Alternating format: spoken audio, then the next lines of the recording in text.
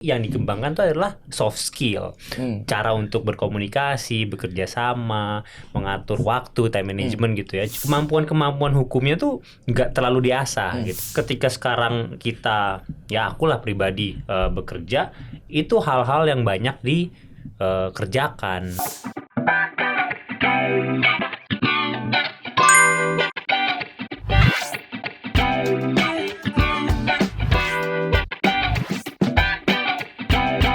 Oke, selamat datang kembali di channel Sarjana Hukum. Hari ini pembahasan kita masih yang santai nih.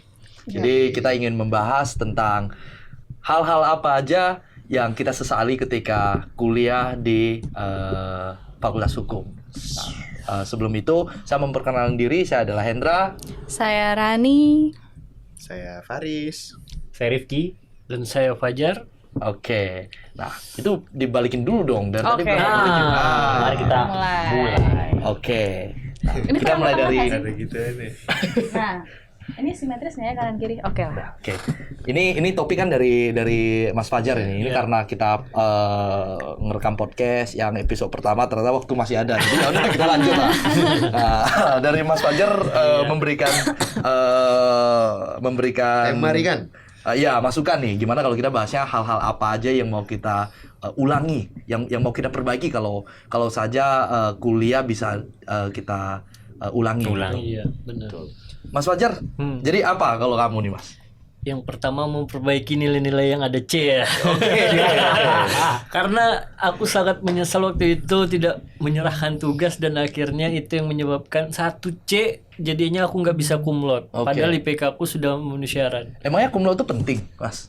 Ya waktu bagi mahasiswa dulu ya, maksudnya kayak kalau kita sekarang kan yang penting, tapi yang penting sih IPK-nya ya gitu. Iya. Setelah menjalani dunia pekerjaannya, karena yang dilihat itu adalah IPK, Iya. bukan status cum laude, enggak cum laude-nya gitu.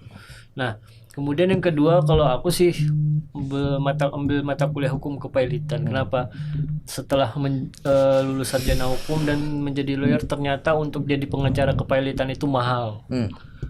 Puluhan juta itu baru buat pendidikan, belum buat ujian dan juga sertifikasinya lah pokoknya. Jadi aku merasa kalau seandainya aku baru ngambil kepailitannya itu setelah menjadi lawyer terus pendidikan lagi, aku merasa kayak kurang gitu, karena yang namanya pendidikan kepailitan pas untuk profesi ya paling berapa lama sih gitu, kayak paling kayak pendidikan profesi advokat juga cuman paling 3 atau bahkan 5 minggu. Sementara kalau waktu di kuliah kan itu 1 semester 4 bulan ya, jadi kita kayak bisa lebih mengupas lebih dalam gitu.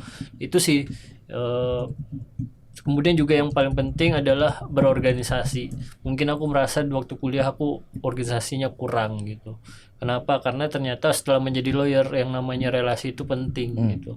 Itulah kenapa banyak mahasiswa hukum itu pasti banyak yang nggak banyak juga sih, tapi rata-rata ingin berminat untuk gabung di organisasi. Itu tadi untuk membangun relasi. Kalau organisasi ini gimana Mas Rifki ini? Nah, banyak sekali nih organisasinya nih. Tapi justru hal menariknya adalah hal yang aku ingin ubah ketika kuliah adalah sebenarnya jangan terlalu banyak organisasi. Jujur itu yang aku alami juga sih. Karena justru kebanyakan organisasi jadinya sebenarnya ilmu hukumnya nggak begitu diterapkan gitu, karena di organisasi yang dikembangkan itu adalah soft skill, cara untuk berkomunikasi, bekerja sama, mengatur waktu, time management gitu ya. Cuman kemampuan hukumnya tuh nggak terlalu diasah gitu. Jadi hal membahas kayak apa yang kita bisa ulangi gitu ya. Aku berharap sebenarnya bisa lebih banyak ambil kesempatan lomba sih. Gitu. Lomba kayak misalkan kontrak drafting, legal opinion, itu kan lomba-lomba yang banyak gitu ya ketika dulu kita mahasiswa. Dan ternyata ketika sekarang kita, ya akulah pribadi bekerja, itu hal-hal yang banyak dikerjakan dan kerasa banget bedanya.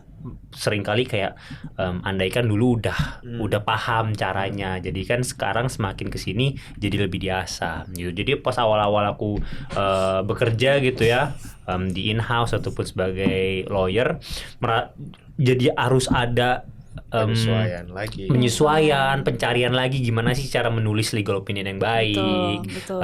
strukturnya seperti apa. Sedangkan sebenarnya banyak kesempatan ketika kuliah untuk ikut lomba itu gitu kan. Apalagi kalau misalnya seandainya ternyata menang, bonus jadinya gitu. Jadi itu sih yang aku merasa kayak ikut lomba harusnya. Ya. Sayangnya enggak malah kasihkan organisasi. Gimana kalau Marani? Kan sama nih katanya nih. Dulu mungkin bagi teman-teman yang nonton channel ini dan tahu aku siapa di kampus. Wih, siapa di kampus? Aku Bisa dulu cari tahu, bisa cari tahu. Tukang gebuk. dulu aku tukang bikin ribut di kampus. Iya. Iya, dulu aku tukang bikin ribut. Ribut artinya bukan berantem ya. Iya, Teman-teman yang kita harus dilurusin dulu, bukan bikin berantem, tapi Tapi berantem bisa juga. Nah, bisa. sangat bisa. Sangat bisa. Oke. Tapi kalau kita bicara kenapa kebanyakan organisasi, karena maksudnya kenapa pengalaman yang ingin dikurangi adalah kebanyakan organisasinya, karena di organisasi aku merasa terlalu banyak ilmu yang aku dapat. Di momen aku belum bisa mensortir itu. Gitu. Dan aku baru menyadarinya nih, itu pas aku kerja. Kenapa ada banyak hal di masa lalu yang nggak aku lupakan aja gitu. Kenapa nggak aku skip aja? Aku bisa spare waktuku untuk hal yang lebih bermanfaat saat itu. Contoh tadi, satu, ikut lomba, jujur setuju. Ini lucu nih. Aku ngobrol beberapa waktu lalu sama fresh graduate, bener-bener fresh banget, newborn dari alumni fakultasku, dan dia bahkan belum dapat ijazah. Aku ngobrol sama dia, dan ini cewek, lugu. Terus aku tanya, emang kamu biasanya minatnya di mana? Aku udah sering ikut lomba hukum tentang konstruksi, Kak, legal drafting. Pokoknya tentang. Terus aku tanya, drafting agreementnya apa ya? Ya semacam EPC, terus EPC kontrak, terus joint venture agreement, joint operation. Terus jujur aku kayak, Oke baik, itu salah satu yang aku sesalkan. Dan satu lagi mungkin, anak-anak yang kebanyakan organisasi, ini bukannya berarti buruk ya, tapi aku menyesali adalah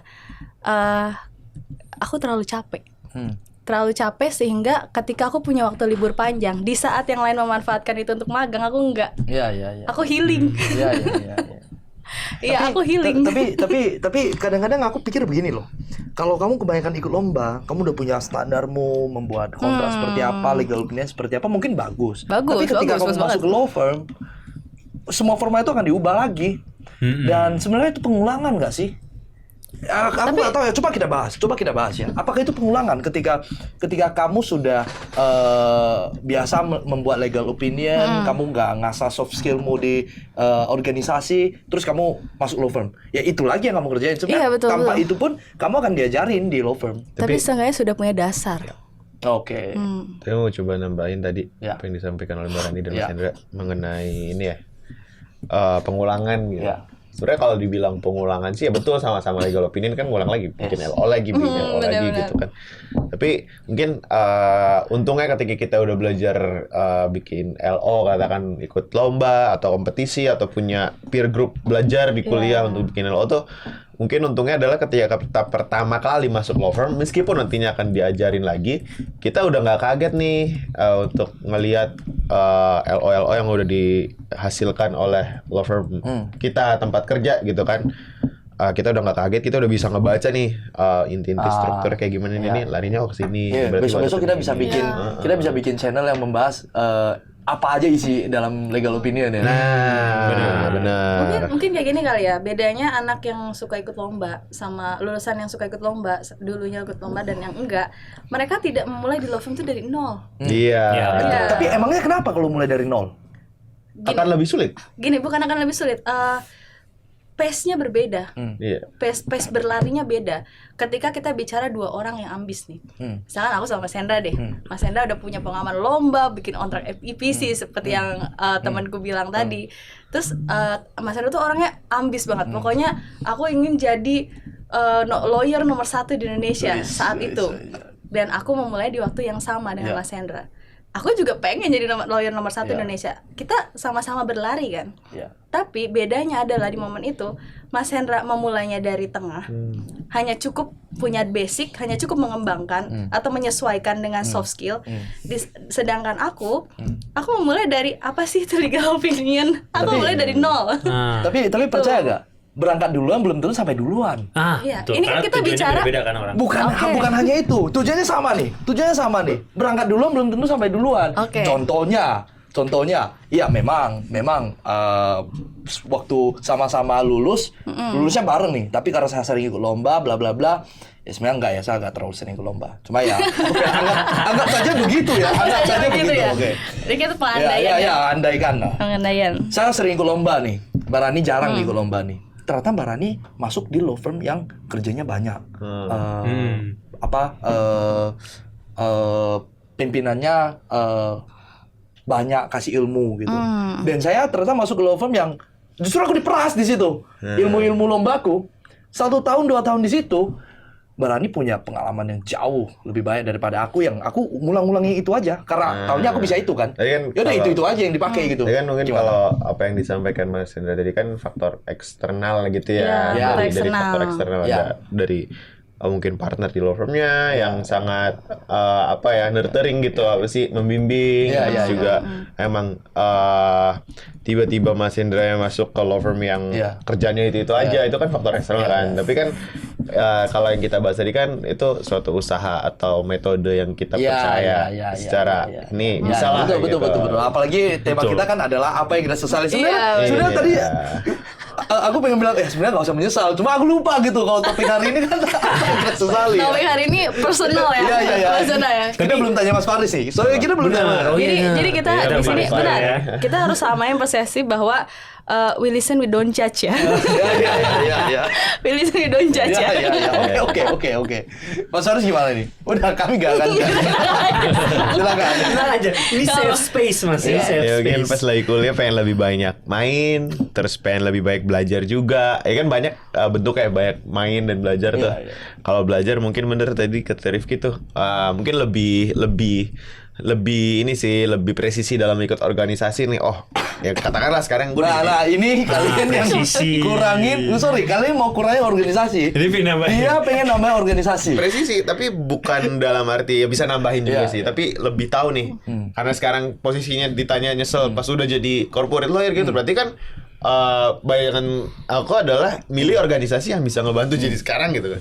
Ya mungkin dulu bisa lebih presisi nih milih organisasi mana sih yang bener-bener bisa bantu aku untuk mencapai tujuan ke depannya gitu. Nggak cuma asal kayak yang ikut organisasi ini karena teman-teman ikut kan gitu. Bukan sekedar ngisi waktu. Iya, gitu ya. bukan sekedar ngisi waktu, tapi tahu nih benefitnya apa ke depannya. Terus ikut lomba juga, ikut lomba juga sama kan, yang presisi.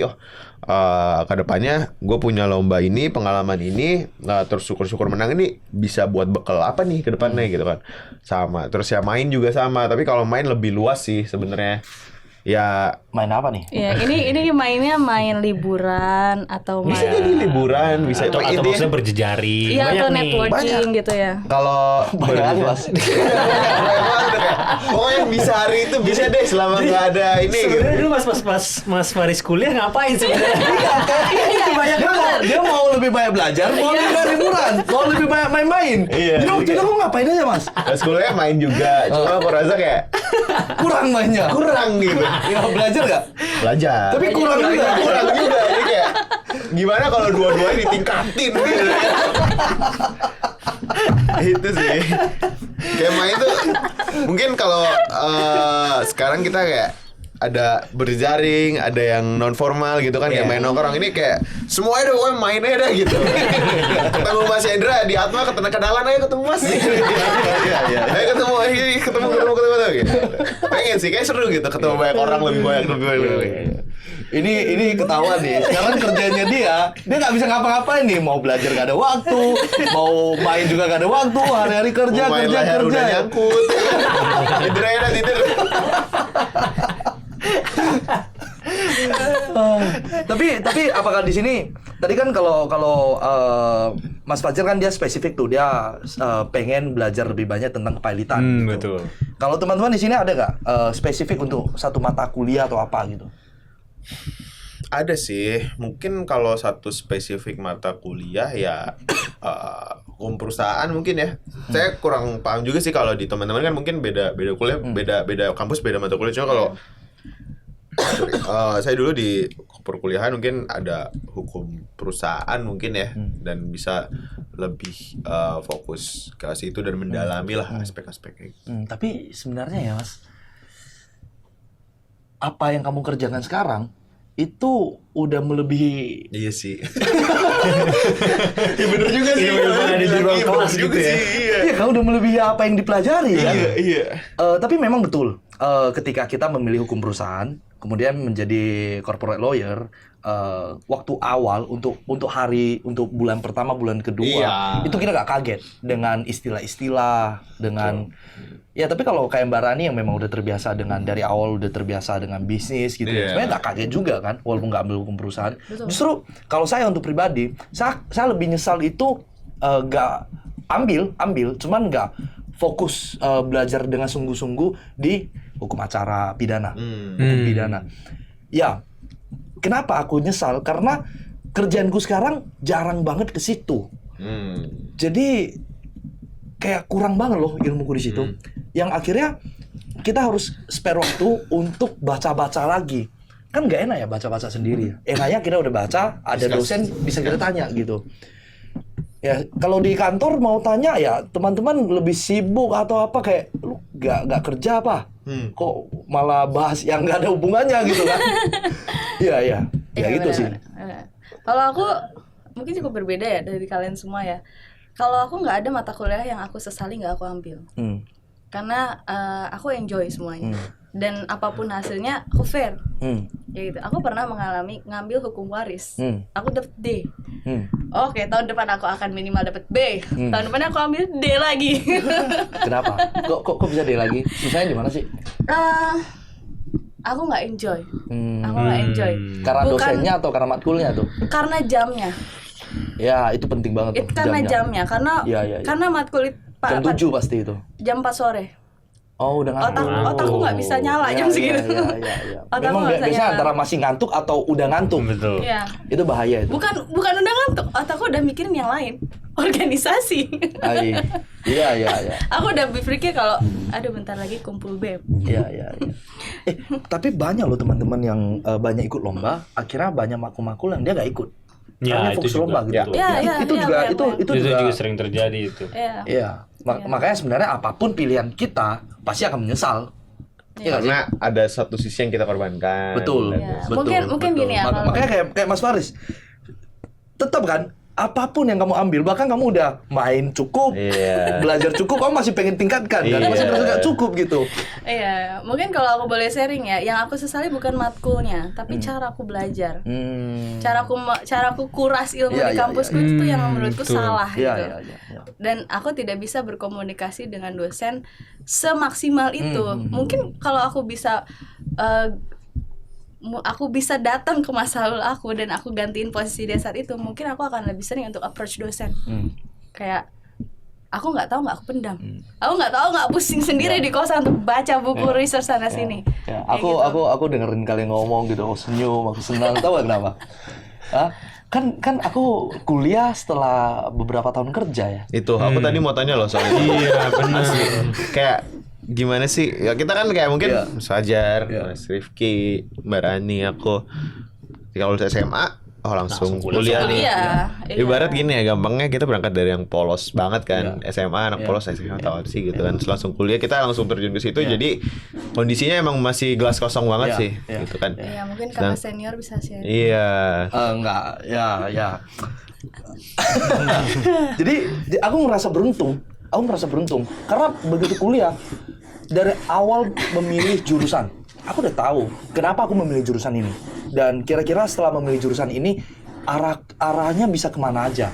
Yes. Aku udah analisa itu karena kita udah pernah kerja, kita tahu oh ternyata ini yang dibutuhkan ya, Ya, oh, ini yang kurang ya. beda pasti. Yes. Dan ketika kuliah, aku sadar banget, wah aku harus benar-benar belajar. Nilai penting nggak? Nilai sebenarnya aku sadar betul waktu itu. Nilai itu hanya penting waktu kamu cari kerja. Kalau Wow. kamu udah dapat kerja, Itu udah sadar tuh ketika iya, kuliah. iya. Wow, Hanya good. penting ketika kamu cari kerja. Setelah kamu dapat kerja, sebenarnya nilai itu udah nggak penting. Dan aku juga sadar banget kalau yang perlu itu sebenarnya basic. Oke. Karena gak mungkin lah kamu bisa jadi expert hanya dengan S1 gitu. Betul. Tapi minimal dengan S1 dia membuka pintu kita untuk bisa menjadi expert. Kemudian main. Aku main dengan sungguh-sungguh. Main dengan sungguh-sungguh. Iya, itu dia makanya main Main dengan dengan sungguh-sungguh sungguh-sungguh, saya. main dengan sadar gitu kan. Iya, iya. Kamu dedikasikan waktu untuk main ya. Main-main, kuliah. Ini lagi nongkrong. Kan kalau dulu kan agak gimana ya kalau di kampusku kan kadang-kadang ya siang udah mulai nongkrong gitu ya. Aku nggak bilang sambil ngapain lah, intinya udah nongkrong gitu kan. Dan kebanyakan ya keterusan. Kayak adalah males lah. Kan biasa ada jatah cuti kan, jatah bolos kan. Jatah bolosku belum kepake nih. Aku nggak nongkrong nih, wah heboh main apa segala macam. Kalau udah jamnya, aku masuk kelas dulu. Masuk, teman-teman lanjut, aku masuk. Tapi begitu selesai nih, aku keluar, ya lanjut main lagi. Pokoknya aku tahu, karena aku sadar banget nih. Setelah lulus, aku nggak punya kesempatan lagi untuk main kayak gini. Karena aku tahu waktu aku kerja sebelum aku kuliah itu, aku benar-benar gak ada waktu untuk main. Jadi mumpung aku sekarang dapat kesempatan lagi untuk main, aku main gitu. Ya belajar, main-main gitu. Itu dipisahkan lah. Makanya aku nggak menyesal. Nggak banyak penjelasanku. Hanya satu hal yang aku sesali adalah waktu aku kuliah itu sempat kena COVID. Oke. Di zaman COVID gitu. Jadi ada bagian online-nya. Itu yang gak asik di situ aja sih. Itu gak asik banget. Padahal lu pengen bener-bener ngerasain gimana caranya. Aku pengen full gitu ngerasainnya. Ternyata gak full gitu. Ternyata cuman ya sebagian gitu. Itu sih kalau saya. Oke, menarik. Menarik. Jadi apakah sebaiknya teman-teman kerja dulu baru kuliah? Iya. Sebenarnya nggak nggak juga ada, sih. nggak ada jalan yang Gak mesti nonton podcast kita aja cukup kok. Iya. Tapi mungkin ini kebetulan kalau si Rifki sama Mas Fajar kan. Gimana rasanya kalau udah S2 nih? Iya. Waduh. Iya. Nah, kan tadi banyak yang disesali nih. Iya. Setelah sesal itu waktu kuliah, waktu S2 gimana Nah, makanya sebenarnya pembahasan di ini sebenarnya balik lagi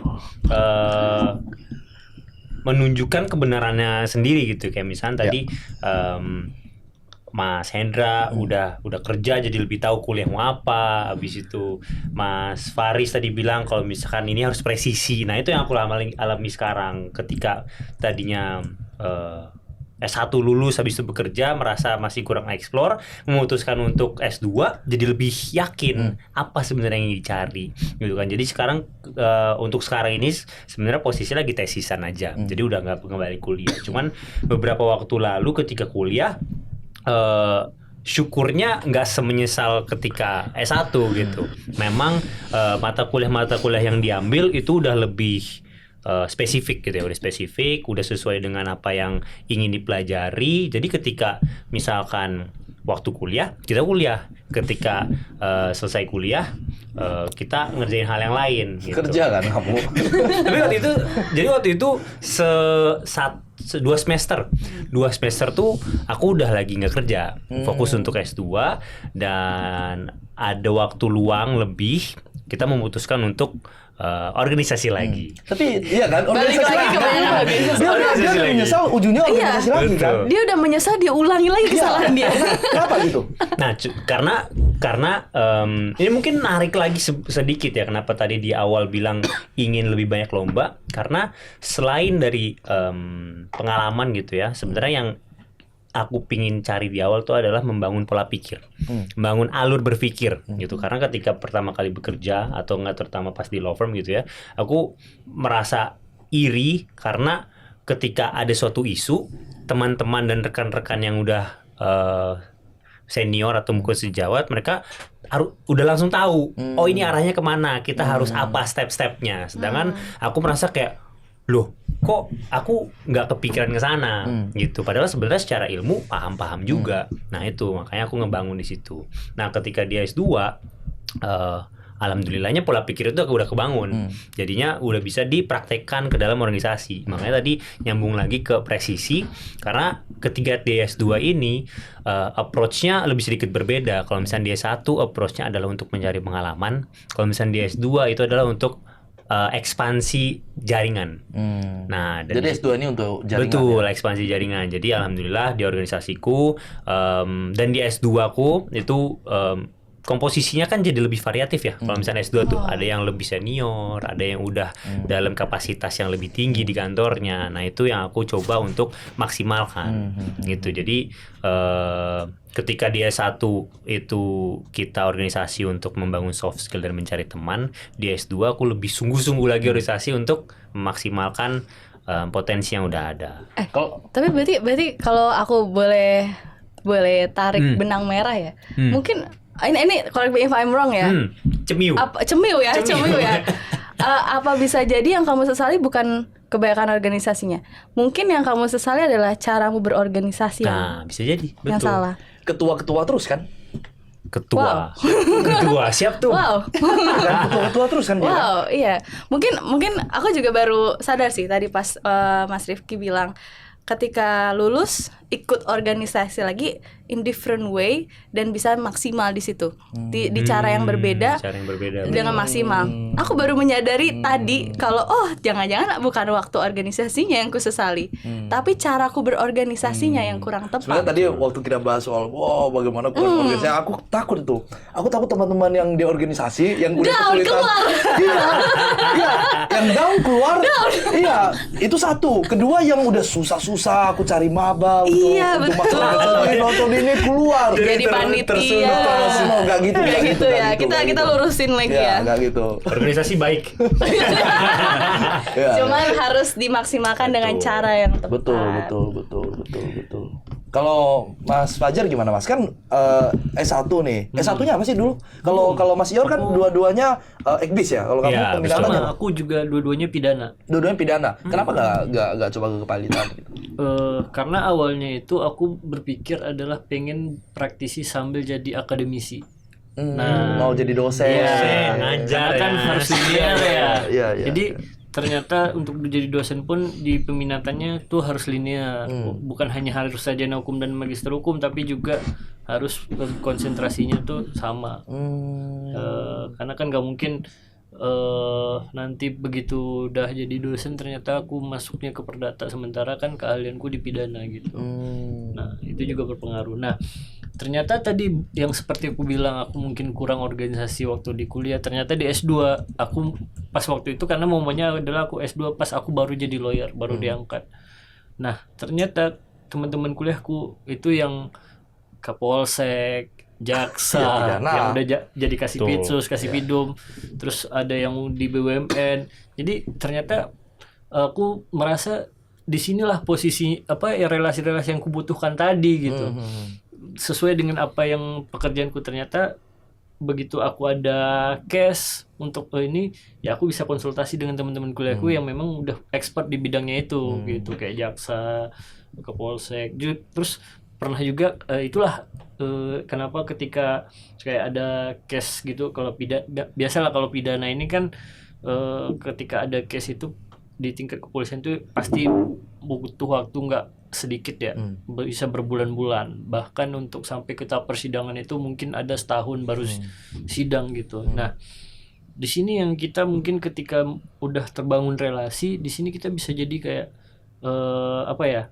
bukan untuk mentang-mentang udah ini berteman terus kita minta bantu proses cepat, enggak, tapi maksudnya biar tahu nih alurnya seperti apa. Jangan, karena kalau kita nggak punya hubungan emosional dengan si penyidik, minimal kita ketika berhadapan itu di litigasi ya ketika kita masuknya baik, ramah juga dengan penyidik, klien kita tuh aman-aman aja. Itu sih sebenarnya di dunia litigasi itu yang juga perlu di pengacara itu harus tahu, karena jangan sampai nanti relasi kita dengan si penyidik nggak baik, nanti kita dengan klien kita juga ada apa-apa di dalam gitu. Itu sih. Ternyata sama-sama kalau S2 itu lebih fokus ke relasi ya. Betul. Iya, bener sih. Sebenarnya saya di S1 itu juga mikirnya bisa dapat relasi.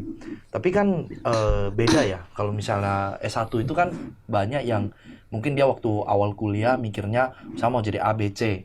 Tapi setelah kuliah ternyata gak cocok atau mungkin masih passion waktu kuliah, tapi begitu lulus gak jadinya ini jadi itu. Tapi kalau orang ambil S2 itu pasti lebih serius ya. Betul. Pasti dia udah saya butuh ini nih, makanya dia lebih lanjut lagi. Iya, pantes. Jadi kalau dulu saya ngerasa di kuliah itu salah satu hal yang penting adalah mencari relasi, dan saya merasa saya kurang mendapatkan itu. Ternyata karena itu dapatnya di S2 sebenarnya ya. Betul.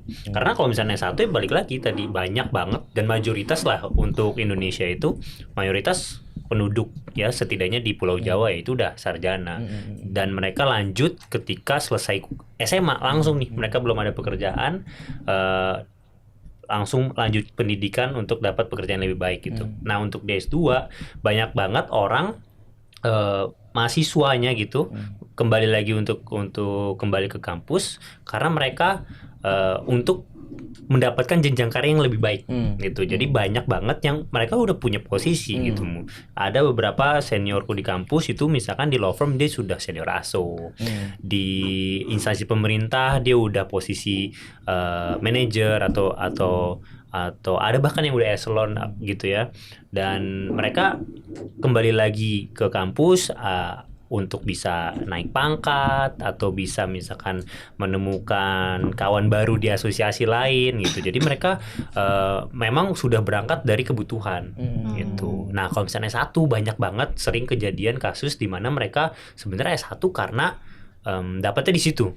Dapatnya di situ atau bisa jadi karena yaudah yang penting S1 karena banyak titel dan tempat-tempat mencari kerja mengharuskan untuk setidaknya S1 gitu aja sih sebenarnya. Jadi mereka kayak banyak yang kayak ketika lagi kuliah pun jadi nggak serius. Iya, jadi masuk, mungkin yang kayak absen. dari sistem rekrutmen mungkin ya, dari sistem rekrutmen di Indonesia itu sebenarnya ekornya adalah membuat pelajar-pelajar ya. Aku aku nggak bisa bilang mahasiswa karena yang memilih untuk kuliah kan yang baru lulus.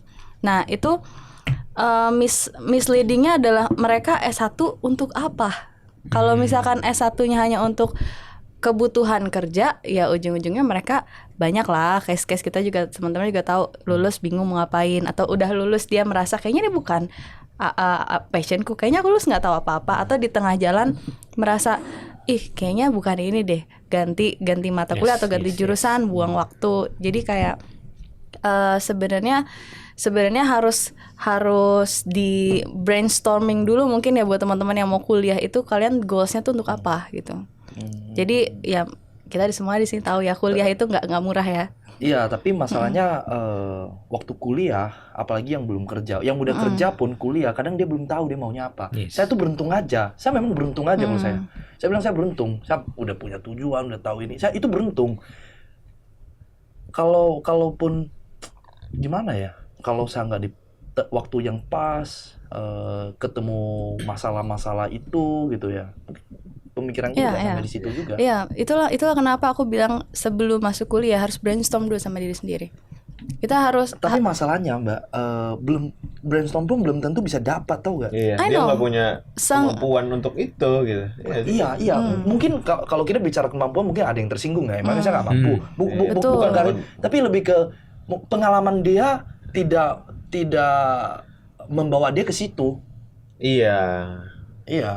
Iya, itu part dari brainstorm. Brainstorm itu luas. Satu, kita harus lihat passion kita apa. Kita bakal enjoy nggak 4 tahun kita jalani itu. Ilmunya kita akan suka nggak? Brainstorm lagi, kita searching. Oh, ilmu apa aja sih? Kita bakal suka nggak ya selama 4 tahun itu akan baca buku terus gitu, akan research terus. Terus kita harus brainstorm lagi. Kalau misalkan nanti udah kita enjoy, kita passion, kita lulus, apa sih targetnya? Itu kalau yang linear. Tapi kita di situ juga sebenarnya teman-teman, bukan kita sih, teman-teman yang baru lulus mungkin harus brainstorm bahwa worst case-nya kalau di tengah jalan ternyata nggak enjoy, petnya mau kemana nih? Mau dipaksa terobos untuk tetap belajar sampai bisa ngotot atau ya sudah ganti. Itu part of brainstorm. Brainstorm tuh benar-benar kayak kita gali apa sih yang kita pengen, apa sih yang harus kita lakukan gitu. Dia gabut banget dia mau tetap Ya gitu ya, kita jadi serius ya. Iya, maksudku gini karena bagus emang santai kan santai. Iya. Inilah. Maksudku aku cuma pengen. Tapi ini masalah serius. Ini masalah serius. Mendengarkan ya. Tapi ini masalah serius yang dibicarakan. Iya, ini masalah serius karena udah gini. sistem sudah misleading untuk yang penting S1 untuk dapat kerja itu udah misleading banget menurutku. Yes. Dan untuk teman-teman nih sebagai generasi muda, kita nggak boleh ikut ke stream itu gitu. Kita nggak boleh asal S1 lalu kita lulus bingung. Emang teman-teman nggak sayang sama waktu yang terbuang gitu. Betul. Ngerasa gak sih teman-teman kita waktu kuliah S1 ya, terutama S1 ya, yang orang tuanya itu udah pengacara gitu ya. Jadi udah kita bahas pengacara aja nih. Yang orang tuanya pengacara, biasanya mereka belajarnya lebih terarah. Betul. Tahu gak sebenarnya masalah di mana? Karena Gimana mereka tuh? udah tahu, mereka punya gambaran ke Dia punya depannya pattern. seperti apa. Iya. Nah, itu juga kenapa kita membuat podcast ini kan. Betul. Nah, saya tadi mau ngomong gitu. Yes. Ya. Mungkin bagi teman-teman yang belum punya, yang tidak punya background Hukum. keluarganya pengacara, belum pernah berkomunikasi bahkan dengan pengacara, mungkin teman-teman nanti bisa komunikasi, bisa share lah sama Ya, kita. ya, Apa sih sebenarnya yang teman-teman pengen tahu nih tentang lawyer dan segala macam. Yes. Ada yang mau ditambahkan? Kalau dari saya sih mungkin bagi teman-teman yang masih belum ada pandangan kan, terus masih ngeblur, masih apa ya, masih ngawang kemana. Pokoknya kalau saya sih sarannya apa yang sekarang sedang dilakukan, lakukanlah dengan baik sambil cari juga jalan-jalan keluarnya, bisa lewat diskusi atau cari informasi dari YouTube lah, segala macam, banyak media sekarang. Ya. Sebenarnya kita di sini bukan merasa seperti senior, justru kita adalah anak-anak muda. Kita adalah pengacara yang masih muda, yang kita mengalami apa yang teman-teman alami, dan kita masih ingat betul lah rasanya itu. Makanya ya kita membahas semua itu di sini. Gitu. Ya, saya rasa cukup untuk hari ini. Terima kasih. Sampai jumpa di episode selanjutnya. Salam keadilan.